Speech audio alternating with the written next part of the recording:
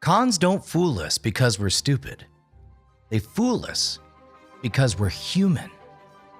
And this might be the world's greatest con.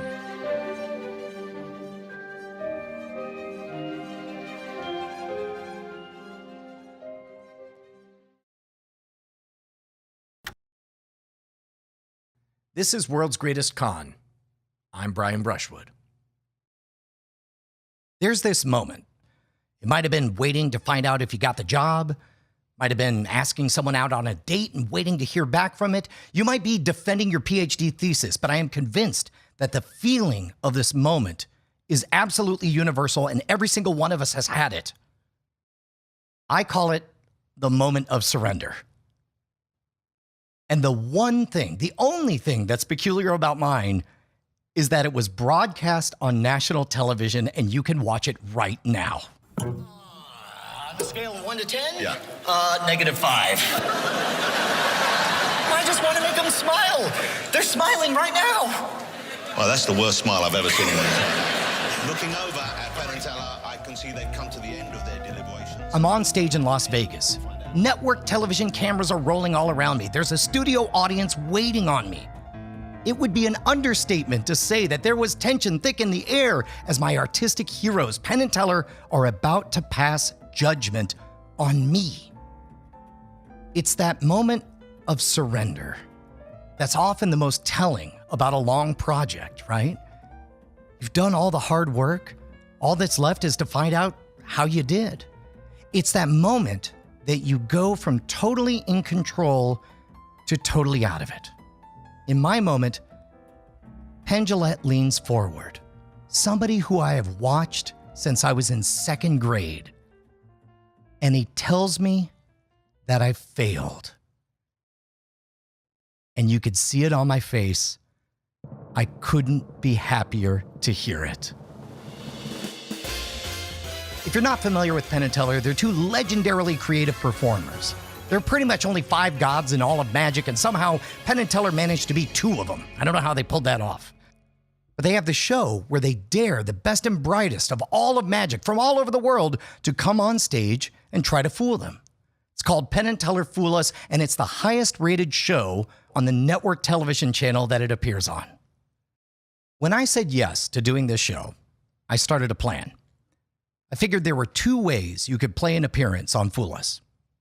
The first and most obvious way is to legitimately try to fool Penn and Teller with a magic trick, to seriously play magic chess with 2 grand masters of the art.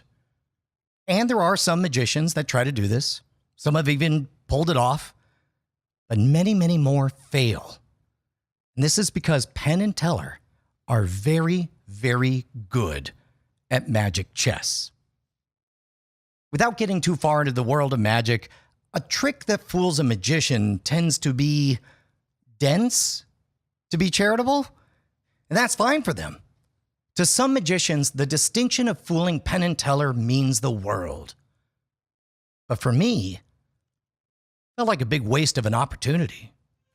Which brings us to the second way you can play a Fool Us appearance. The way I played it.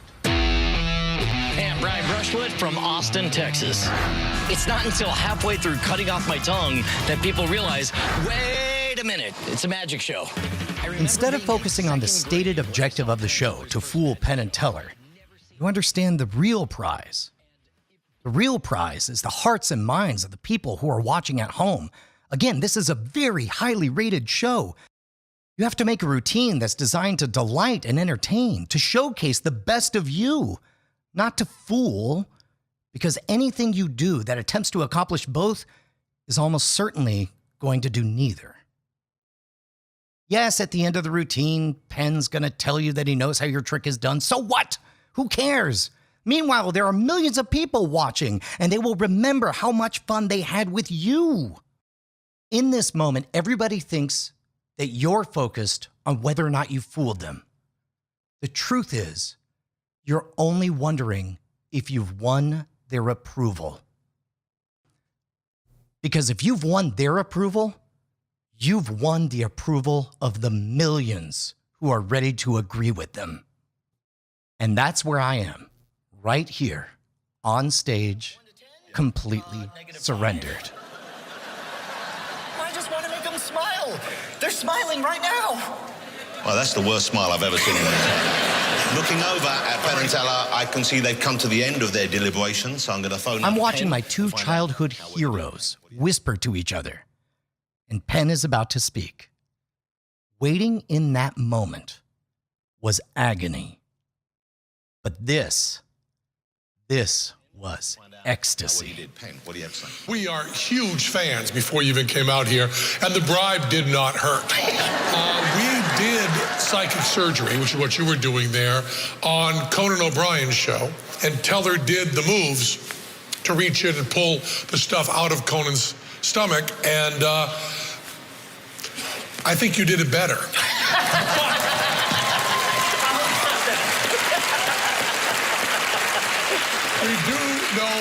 We do know how that's done. We also, we have a pretty good idea. You're waiting to hear if you got the job. You're waiting for that text message that says, sure, with a smiley, winky face. You're waiting to find out that you are a PhD. It's the same moment. It's that moment of surrender. And Montague and Chumley are in that exact spot right now in our story. They've sent the fictitious Bill Martin to his death in Spain, the final product of months of effort and military ingenuity. And now they have to wait. There are no more levers to pull. They're standing alone on stage. That moment of surrender is bracketed by two mountains. That canyon of waiting is surrounded. To the left, on the one side, you have the moment that you have to give it up. You have to let go. And that other mountain, where the superposition collapses and finally you have an answer. You find out how well you did. Now, for me, live on stage on a reality competition show, what is that, a minute, 2 minutes? But for Chumley and Montague, they have to sit with that discomfort, for 3 full weeks, which has to be torture. Because it turns out that all of their hard work might be for nothing. These documents aren't guaranteed to make it all the way to the desk of Hitler. They might not fool him. The tens of thousands of lives that they hope to save might be lost despite all of their best efforts. And there's nothing they can do about it. Cons don't fool us because we're stupid. They fool us because we're human. And this might be the world's greatest con.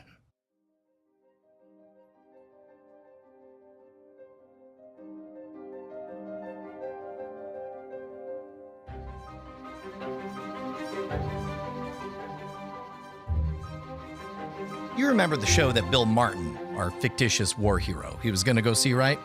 The one that would prove he was in London? Well, tonight's the night it actually happens. Now, since Bill Martin is currently stuffed in a tube inside a submarine, he's got some other people taking his place, right?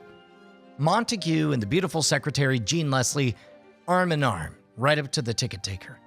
Behind them, Chumley and another 20 committee secretary. Between the 4 of them, they have 2 complete tickets and 2 tickets lacking stubs, because those are the ones in Bill's pocket. But still, they are all 4 going to attempt to gain entry. When they do get to the ticket-taken guy, he looks at this hot mess of half-torn-apart tickets, and Montague decides to explain, "Oh, well, I can understand this is a bizarre situation. It's easily explained. By the time I laid eyes upon these tickets for the show tonight, 2 of the tops were already ripped. It must have been some kind of mistake." The ticket taker leaves to consult the manager. Of course, the entire story is a lie, but for this gatekeeper, Montague knows he needs to put all his effort into that first impression, the tableau. Both Chumley and Montague are in military dress, and their dates are decked to the nines. I mean, who's going to step in the way of that? Ticket taker guy and the manager, they both come back. They apologize for the delay, lets them in. Another win for the tableau. It's a rollicking show filled with singing, dancing, laughs. After the final curtain, the double date go for a nightcap at the Gargoyle Club, which sounds like something I would have made up. But it wasn't. This is a bittersweet moment for Chumlee and Montague, because within a few hours, Bill Martin is going to be found dead. Meanwhile, they're sitting and having drinks at the Gargoyle Club where Bill Martin was born. Long nights at the club was where Montague and Chumlee dreamed up every element of Martin, the fictitious military official destined to be discovered by the Nazis. Amongst the backstory of Martin as a dashing soldier in love would be the poison pill. These falsified letters between Allied high command that the laughably obvious target of Sicily was a feint, and the real offensive would come for both Greece and Sardinia on their way to the Balkans. I mean, do you think they knew they'd done it in this moment? Or do you think they knew that it didn't matter either way? Their job was done. I have to assume they experienced that moment of surrender. Chumlee buys a round of drinks to Bill Martin. And after they drink, Chumlee looks at his watch and says, I wonder if he's afloat yet. He was. A plan, this plan, years in gestation and weeks in intense preparation was about to commence. An offering by the 20 Committee that, if successful, could save thousands of lives and end the war was officially out of their hands. Now, what the double daters didn't know in that moment was that this plan was working better than they'd hoped, which almost derails everything.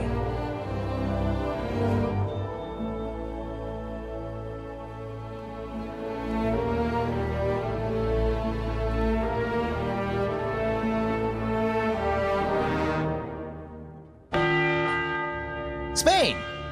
All right, let's talk about Spain for a second. During World War II, Spain is technically neutral, despite being under the control of a strongman dictator Franco. But Italy and Germany, they're the ones that were supporting Franco during his rise to power. So while Spain is officially not in the fight, his support is tilted toward the Axis powers. All right, let's break down what that means. First of all, top man loves Hitler. Okay, great. That means the army from which this guy came is sympathetic to the Nazis. That means the rank and file police would be fascist friendly. But not everyone in Spain loves Hitler, not even within the military. The plan to get Bill Martin into Spanish hands runs exactly like the 20 Committee drew it up. Just like we talked about, the body really is found by a fisherman. The fisherman really does call a doctor. The doctor recognizes by the smell alone that the man's dead. But here's where the plan works too well. Instead of the doctor calling the cops like the 20 Committee had hoped, he reaches out directly to the Spanish Navy. Now, the Spanish Navy is by far the most pro-British part of the military. This is a huge problem because the Spanish Navy will go out of their way to play fair. And fair means the British get their top secret documents back ASAP. If the Nazis don't have their sympathizers in the organization that has the body, then they might not ever get their hands on the information. The very next day, Bill Martin's corpse is brought to a local cemetery for the official autopsy. Picture it, a hot Spanish spring morning, sweaty medical area under a tin roof. You got 5 witnesses there. A British official, the doctor's son who's also a doctor, a Spanish Navy guy, and an American pilot who just by coincidence happened to have crash landed a few days earlier and tags along just to see if he happens to recognize the body. Of the 5 folks there, our British official doesn't know the entire mincemeat plan, but he does know his part. get that briefcase into Spanish hands so the Nazis could take the bait. Which makes it really awkward when the Spanish official offers our guy the briefcase. Hey, oh, by the way, this looks like important documents. Please take it. Go ahead. It's right there. This is going to blow the entire freaking plan. If our British official does the most natural thing in the world and say, oh, well, thank you for the documents that obviously belong to us. So our guy, our British official, he channels every ounce of Britishness in him and insists everyone follow proper procedure. The Spanish Navy, they should record that they found the briefcase and then return it to the British. Okay, one massive bullet dodged. Now, the autopsy, or hopefully the lack of a thorough autopsy. The glancing of the body is what I think everybody's hoping for.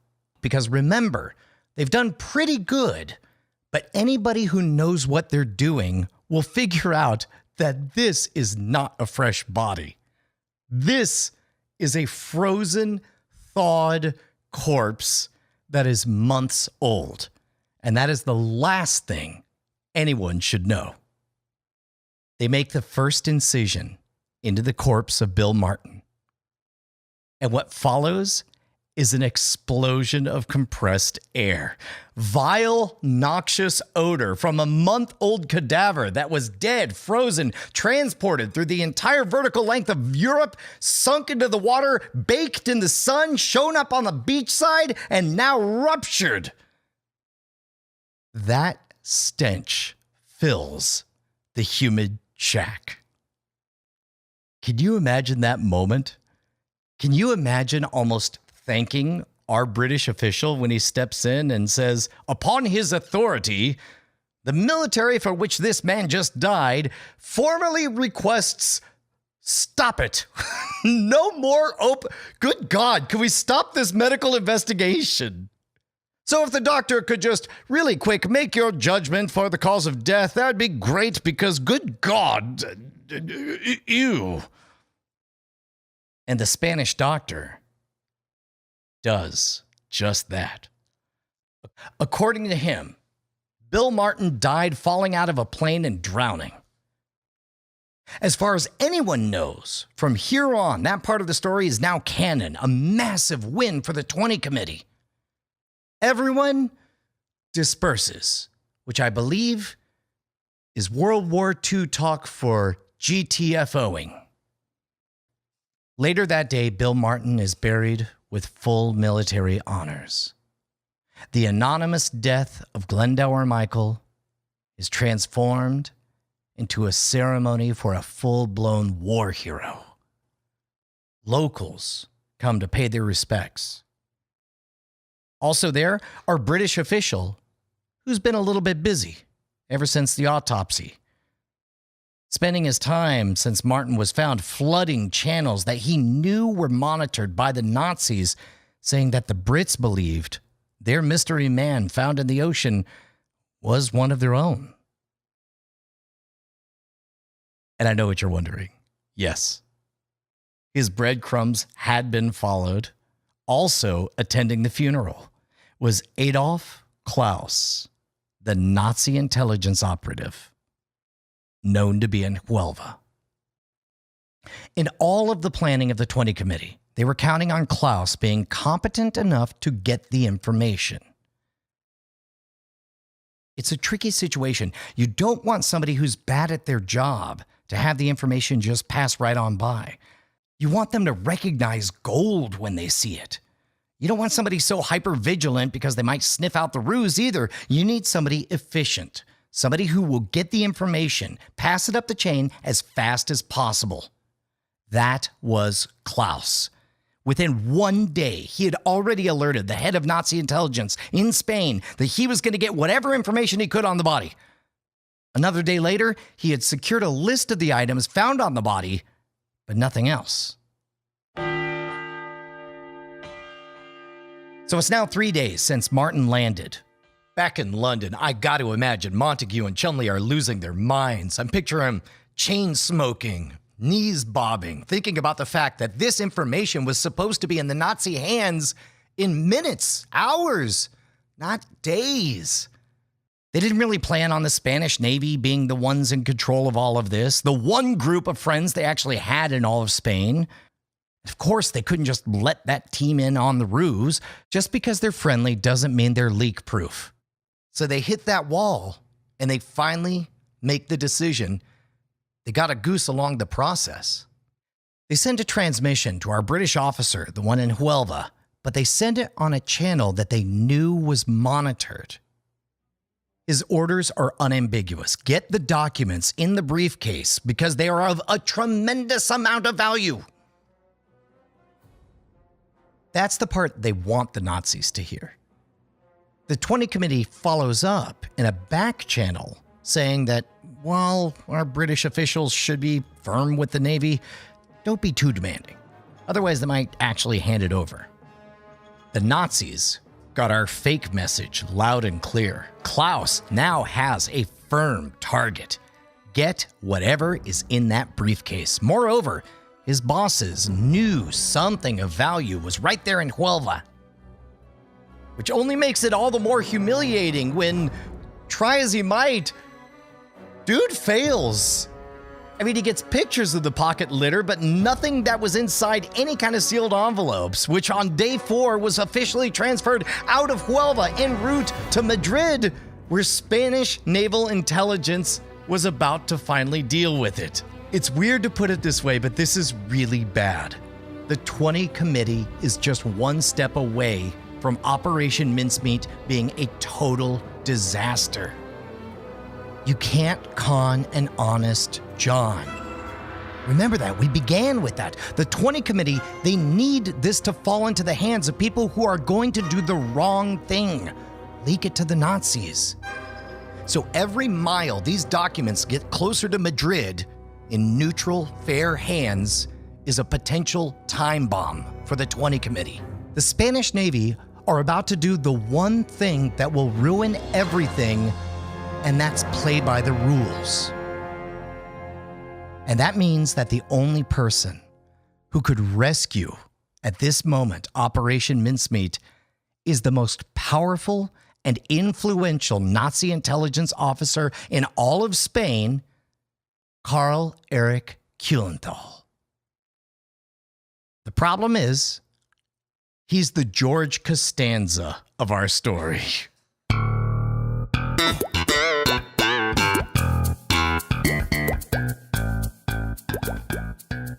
Kuhlenthal is a dandy. He manicures his nails, rides around Madrid in a fancy car. He was well regarded in Nazi leadership, specifically Heinrich Himmler. He loved him. He thought the guy was a virtuoso, discovering every little nugget of information, bringing it back to leadership, but Kuhlenthal was far from the best.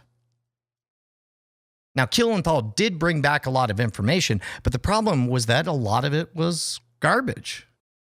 For example, one day, random dude comes into Nazi intelligence office in Madrid, gets to sit down with Kuhlenthal, starts railing about how much he hates the Brits. Oh, I hate the British. Oh, I love Hitler.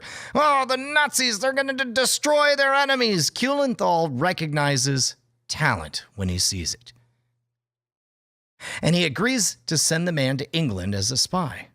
A week after our newly minted spy leaves, Kuhlenthal gets a letter. The new spy says, "It's me, your new spy. I'm in England. I'm ready to work. In order to ensure their communications are secure, I've already networked with someone in Lisbon, Portugal. That'll be the relay point for all the letters." That's right. All communication will come through Portugal from England. All the money in the operation should just keep on sending that money to Portugal. Dude never went to England. He went to Portugal. He just wrote a bunch of bullshit to Kuhlenthal in exchange for money that was being sent to keep the scoops coming. The information was garbage, which becomes a point of fascination for British intelligence, who are monitoring every bit of intel coming into Kuhlenthal. Who is writing this nonsense? And why was Kuhlenthal believing it? British intelligence eventually finds the guy, and they legit move him to England. Rope him in as a double agent, codenaming him Garbo, as in Greta Garbo, the actress, not for the Garbo-edge information he was doing, although that would work too. The Brits knew that Kuhlenthal would pass along the mincemeat information because he was already passing on fake information. And there was a reason Kuhlenthal was so eager to be seen as somebody who always had the intel he needed to for survival. Kuhlenthal was half Jewish. And even though he'd already gone through every official channel to have his bloodline declared pure, whatever that means, he was never going to be in Nazi leadership in Germany. In fact, the closer he got to Berlin, the more likely it was that the powers that be would turn against him. So he found a safe little outpost in Spain, started making himself useful. Even if his desire to be seen as a crucial link in the chain led to the propagation of completely false information.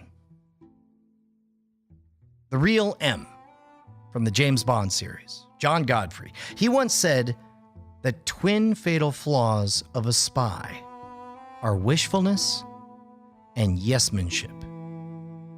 Kuhlenthal had both in spades. Now, while Kuhlenthal could be relied upon to pass the mincemeat information up the chain, there was no assurances that he had the wherewithal to actually secure it.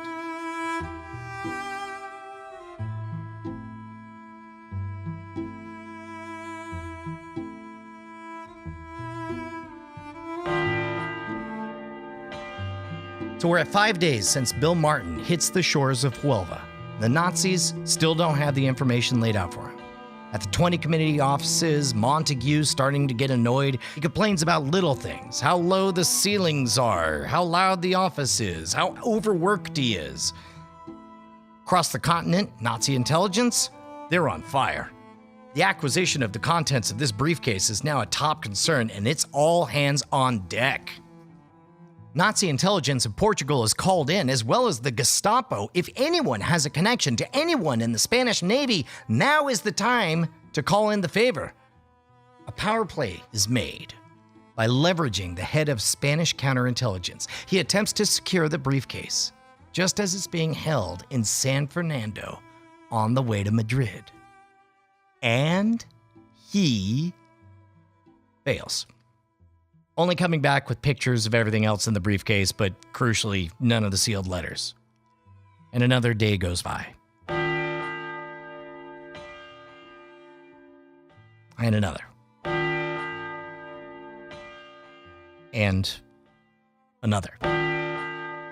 The briefcase makes it from San Fernando to Madrid. Now, this is a failure point the 20 Committee didn't foresee. The Nazis need to be competent enough to secure the package. They're Nazis.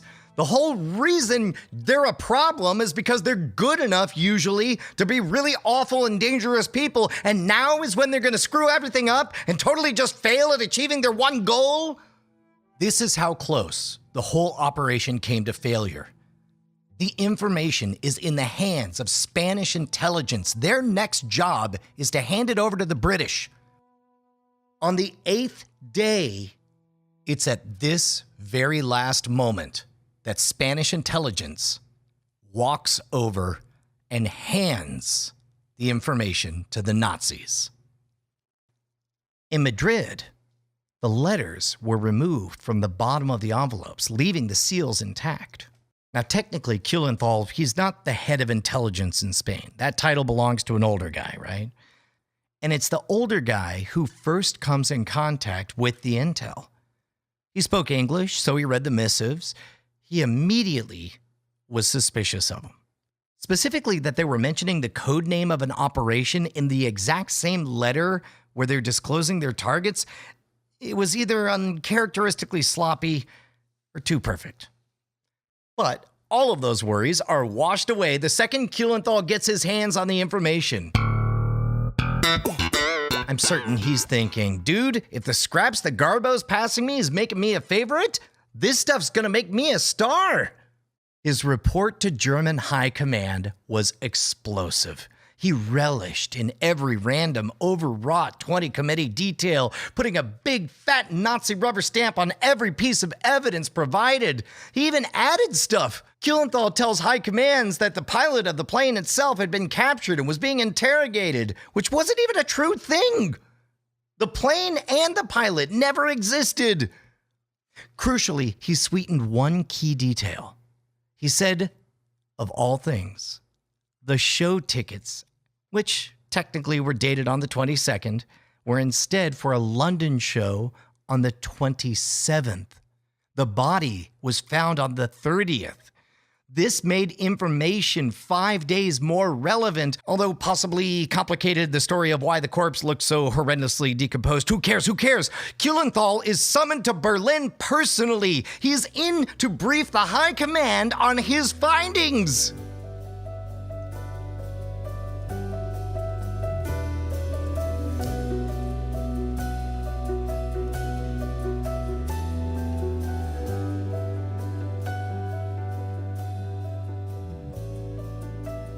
I want to make something perfectly clear here because we've been working up to this for 4 episodes now.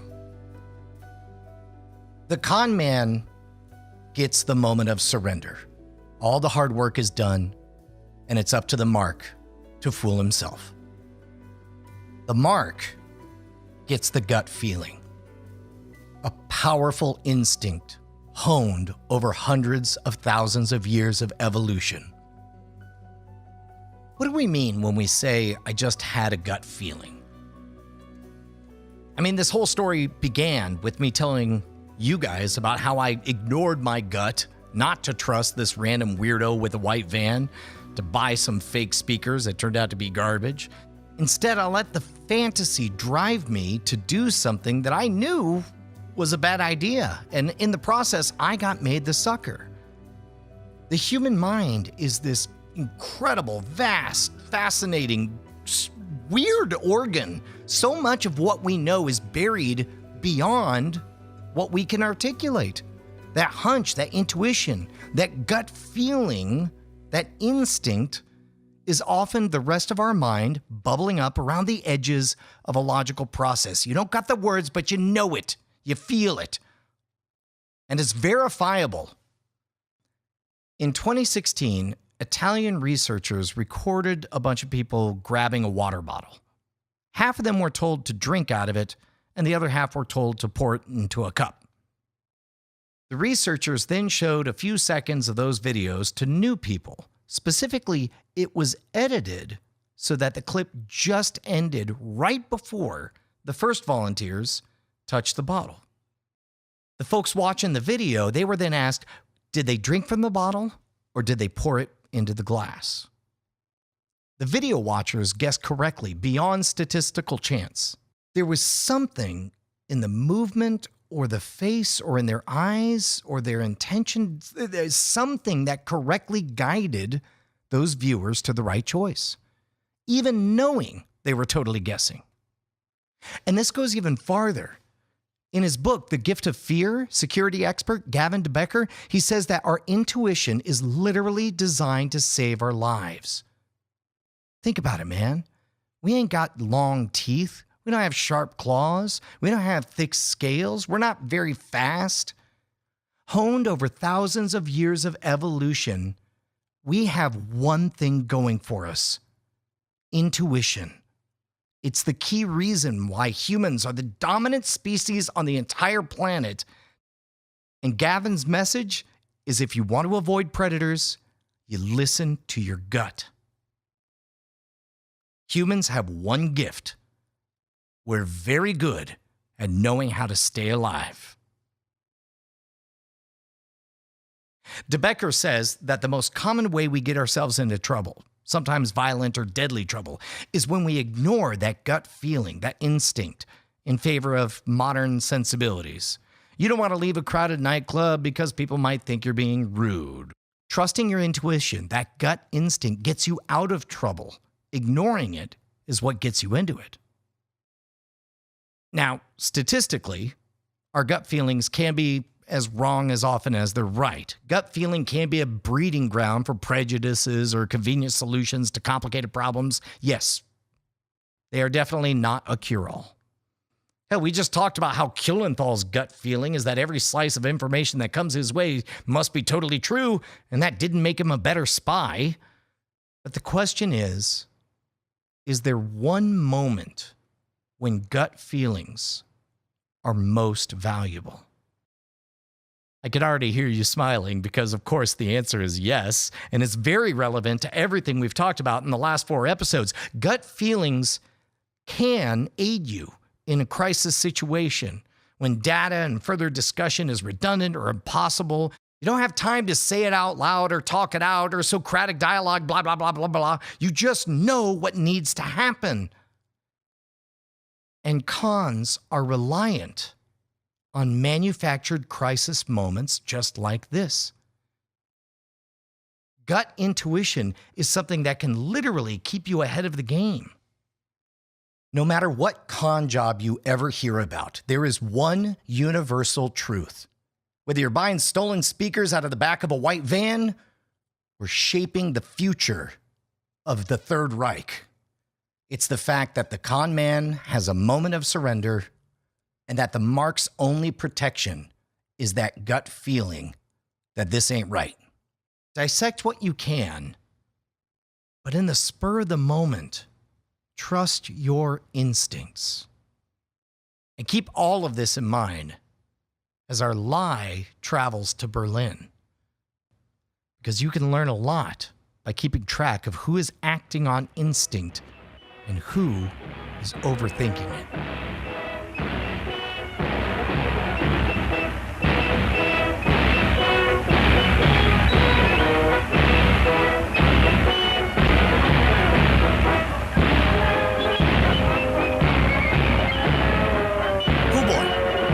So far, we've narrowly avoided disaster at the autopsy. We got the information in the hands of the Nazis. This Plinko chip, when it was first dropped, it seems to just ricochet far away from the grand prize before reversing course. Now, despite the bizarre route, it now looks like it's going to be on a very promising path.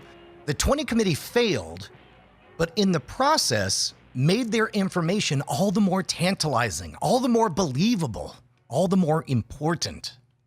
Kulenthal being excited to take full credit, that's fantastic. And as our final prize comes into focus, there's yet another reason for us to start smiling. Hitler is pissed.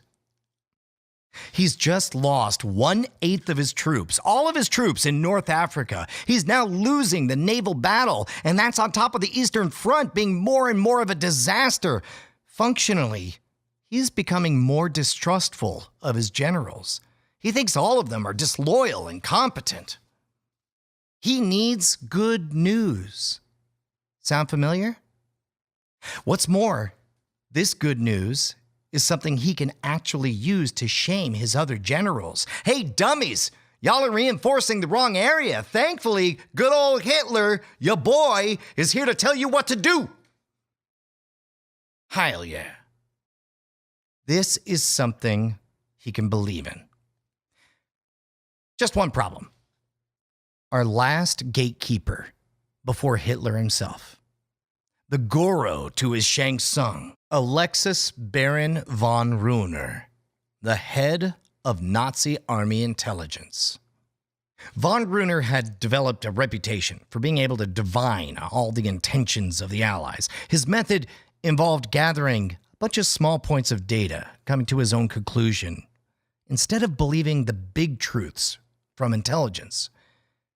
Instead, he grabbed a bunch of those small truths from the origins of those findings, and from there, he made his own conclusions. Von Runer is in every way the opposite of Kulenthal. He's very, very good at spotting bullshit, and he might treat our information more suspiciously if Kulenthal is touting it.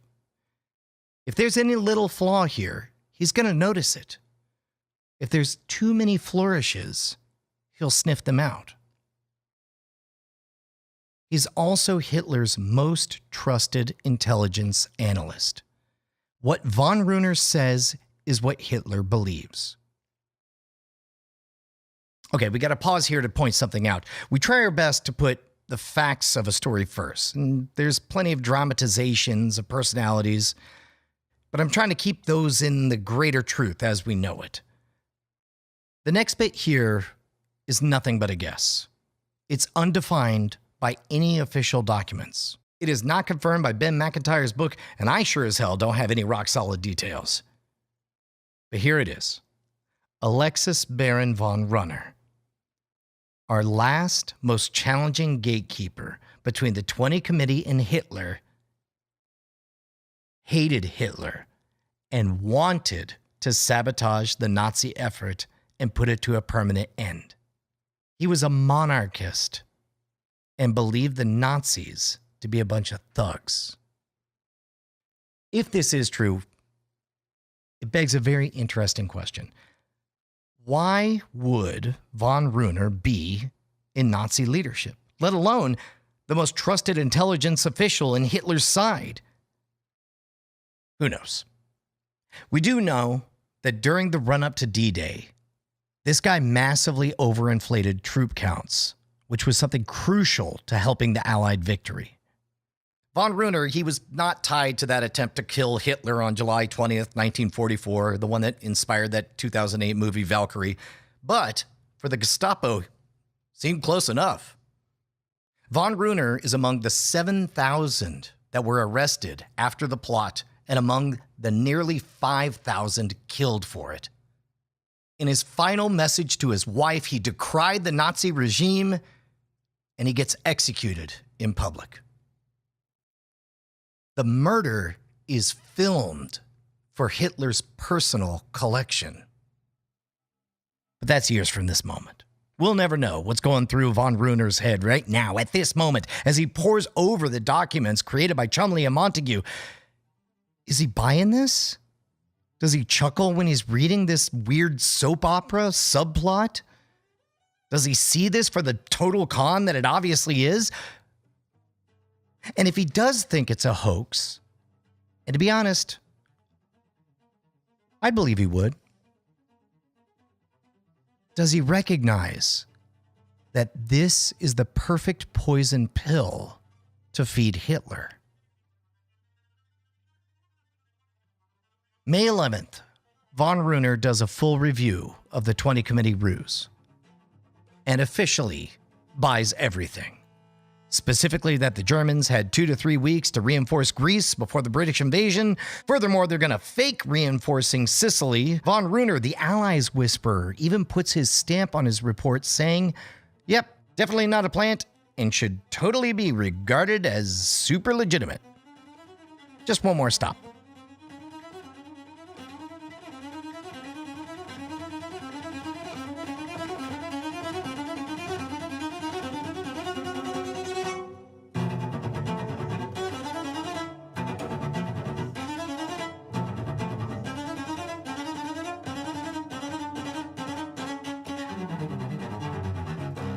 Three weeks after Bill Martin has hit the shores of Spain, the documents hit the only desk that matters. Adolf Hitler reads the report from von Runner, page after page after page. He finishes, closes the file, and he turns to a trusted confidant and says, I won't try to do a Hitler impression here, but some version of, couldn't this be a corpse they just deliberately planted?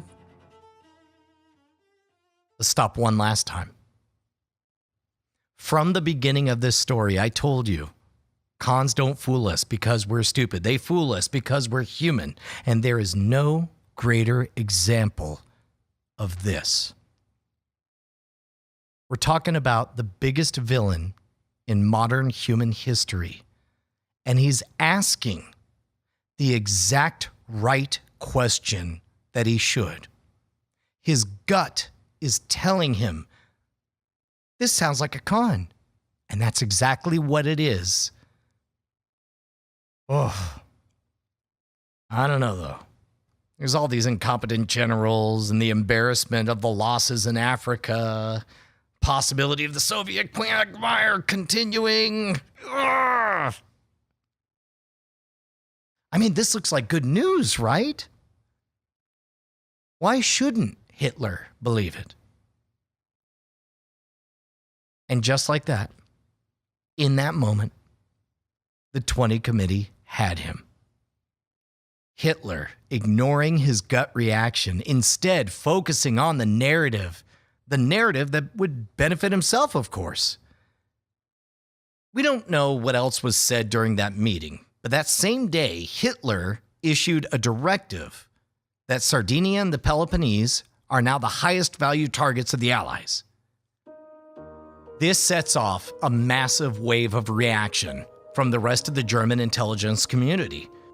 At this point, they start a re-examination of all of the evidence that led Hitler to this whatever is happening right now. They discover Kuhlenthal's shortcuts and all of his embellishments. Kuhlenthal starts defending himself like his life depends on it, because it does.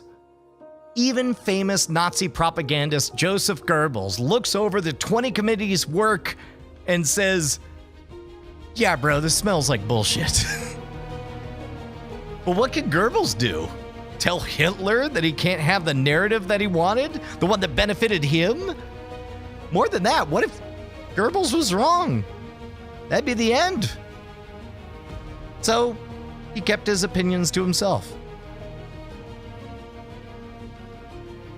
On May 12th, the 20 Committee found out that the Germans were moving troops. An explosion of emotion came over this small, cramped quarters. All of this, the planning, the writing, the staging, the getting a frozen corpse foot into a boot, all of it worked! Did it happen because of the imagination of Fleming? The conception of Chumley? The illustration of Montague? The incompetence of Kuhlenthal? The treachery of von Runner? Sure, why not? All of those. No, wait, hell no, none of those. Some of them, all of them, who cares? Nothing could have happened without every piece of this puzzle. Something this big is beyond any single effort. What an effort it was.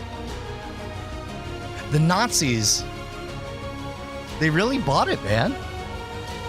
Famed general, the Desert Fox, Erwin Rommel, is sent from Sicily to Greece to assume command. It's hard not to laugh. The Germans transfer a group of R-boats, those are German minesweepers and mine layers, from Sicily, and they lay 3 additional minefields off the Greek coast. They move 3 panzer divisions to Greece. Get giddy even listing this stuff. All preparing for a war that would never arrive. Instead, the real Operation Husky is an unqualified success. Oh my God, it worked! Hitler just got played, just like they drew it up. In your face, Hitler. Oh God. The Allies only suffer 5,532 deaths out of their 160,000 strong offensive. They are so overwhelming that many Italian troops begin giving up their positions right there on the spot, which leads to another massive reason why Husky is known as a success. So humiliated is Italy by the invasion that its own people rise up and topple Benito Mussolini within 3 weeks of Allied boots hitting the ground. This disaster forces Hitler to divert forces over to Italy, where they're now an occupying force. By the end of the war, 1/5 of the entire Nazi army was in southern Europe trying to clean up the mess caused by mincemeat. All in that one moment. The moment when the story you want to believe overtakes what you know in your gut. You know is right. The stakes are massive, but the game's always the same. And this time, the world's greatest villain, Adolf Hitler, fell victim to what was quite possibly the world's greatest con.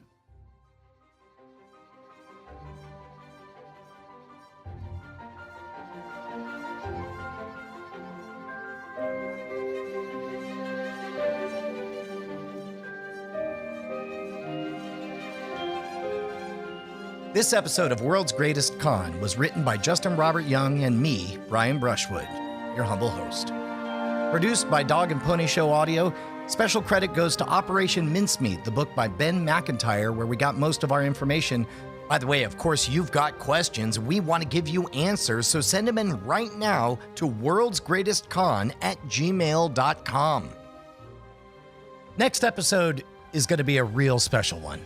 You're going to meet my co-creator and partner in crime. You're going to get a peek behind the curtain of exactly how all of this came together, why we selected the stories. You're going to get to hear all the little bits and pieces that didn't quite fit in, but are awesome in and of themselves. We're going to answer all the questions and comments that you guys have been sending in since we started asking for them. And most importantly, we're going to discuss where we go next. As I record this, since day one of the launch, we remain the #1 top trending podcast in all of Pocket Casts. Justin and I didn't know how good this was going to be and how much you guys would love it. And we want to share with you the vision for the future. So drop us an email. And in the meantime, find one friend that you think would like this podcast and share it with them, because I have a feeling we're on to something big here. We'll see you next episode. Diamond Club hopes you have enjoyed this program. Dog and Pony Show Audio.